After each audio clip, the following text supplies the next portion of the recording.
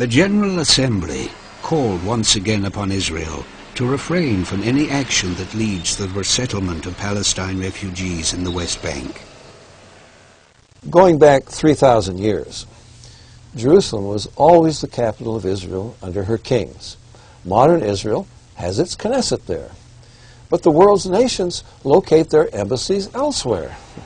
While visiting Jerusalem in 1998, the Vatican's foreign minister called the Israeli presence in East Jerusalem, quote, illegal occupation, unquote. In March 1999, Israel was notified again that the European Union does not recognize Israel's sovereignty over Jerusalem. In a papal bull on the year 2000 Jubilee, John Paul II once again rejected Israeli sovereignty over Jerusalem. In mid-February 2000, the Vatican signed an agreement with the PLO calling for, quote, international guarantees to preserve Jerusalem under international control. Roman Catholicism and Islam are Israel's two major enemies. Pope John Paul II has warmly received Yasser Arafat, that terrorist, many times, beginning when he was at the height of his career as the world's most notorious murderer and criminal. Pope John Paul II has piously condemned anti-Semitism, as he should, but he has apologized only for what, quote, the sons and daughters of the church, unquote, have done. Never has he admitted that the Inquisition and slaughter of Jews and evangelical Christians were official policy of the church and its popes. Rome insists to this day that Catholics, not Jews, are God's chosen people. A 1928 Vatican decree, for example, referred to Jews as, quote, the people formerly chosen by God, unquote. The Second Vatican Council in 1965 affirmed that, quote, the church is the new people of God, unquote. Catholic Rome calls itself the Holy City, the City of God, the Eternal City, titles God gave Jerusalem. Instead of rebuking Arafat for his passion to annihilate Israel and for his anti-Christian Islamic beliefs, the Pope accepted Arafat's invitation to join him in Bethlehem to celebrate, quote, our Jesus Christ, unquote. Our Jesus Christ? Arafat says Jesus was a Palestinian freedom fighter against Israel, and the Pope smiles and blesses him.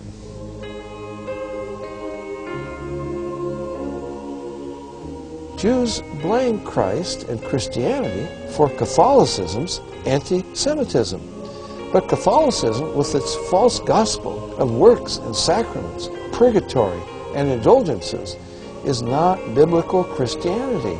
No true Christian could be anti-Semitic. Jesus was a Jew. In fact, the Catholic Church has killed far more Christians than it has Jews. Pope Innocent III massacred the entire city of Béziers, France, about 60,000 Albigensian Christians, and he called it the crowning achievement of his papacy. It took the Pope's armies a century to exterminate the Albigenses. The same fate was meted out to the Waldenses, Huguenots, Hussites, and others. In St. Bartholomew's massacre, 70,000 Huguenots were slaughtered, another 200,000 slain later, and about 500,000 fled France for their lives. Examples could be multiplied. Hitler could not have murdered 6 million Jews without the centuries of church-sponsored anti-Semitism preparing the way. On April 26, 1933, the Fuhrer reminded Vatican representatives Bishop Berning and Monsignor Steinman that for 1,500 years their church had regarded Jews as parasites to be killed, and that he intended, quote, a final solution to the Jewish problem, unquote. Before he became Pope Pius XII, Cardinal Eugenio Pacelli, when he was papal nuncio to Germany, had given Vatican money to Hitler to help start the Nazi Party. Upon becoming Pope, Pacelli sent a condescending message to the Fuhrer. To the illustrious Herr Adolf Hitler, Führer and Chancellor of the German Reich, we recall with great pleasure that many years we spent in Germany as Apostolic Nuncio, when we did all in our power to establish harmonious relations between church and state. Now, how much more ardently do we pray to reach that goal? This was 1939, and Hitler's abuse of and intention for the Jews had been fully exposed to the world.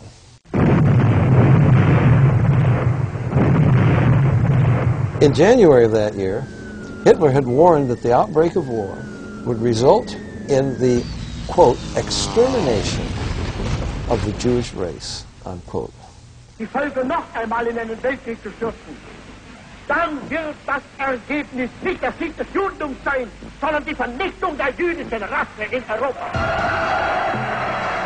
4 years later, on June 22nd, 1943, with the smoke of incinerated Jews hanging in the air across Europe, Pope Pius XII, opposing God's promises, wrote to President Roosevelt arguing against making Palestine a Jewish homeland. There's no axiom in history to substantiate the necessity of a people returning to a country they left 19 centuries before. If a Hebrew home is desired, it would not be too difficult to find a more fitting territory than Palestine. With an increase in the Jewish population there, grave new problems would arise. No axiom in history? But God had promised it. Pius XII never spoke out publicly against the Holocaust, nor did he attempt privately to dissuade Hitler from annihilating the Jews, but he expressed himself very forcefully against the return of Jews to the land of Israel, which God had given them as an heritage forever. So had Pius X back in 1904, declaring, quote, "We cannot recognize the Jewish people." In 1919, Cardinal Pietro Gasparri, Vatican's Secretary of State, wrote that the danger that frightens us the most is that of the creation of a Jewish state in Palestine. As for Islam, this religion of violence has always made converts with the sword. After Muhammad's death, most Arabs abandoned Islam, and the famous wars of apostasy were fought. Abu Bakr, the first caliph succeeding Muhammad, killed tens of thousands of former Muslims while reimposing Islam. By the early 8th century, Islam's fierce warriors had conquered most of the Middle East, much of Africa, and had nearly taken Europe. Islam's violent nature is still seen in Muslim mobs screaming, "Allah is great," and wreaking mayhem and murder upon non-Muslims. Islam is behind most terrorism worldwide. Today, Muslim mobs periodically massacre thousands of Christians, loot and burn their property.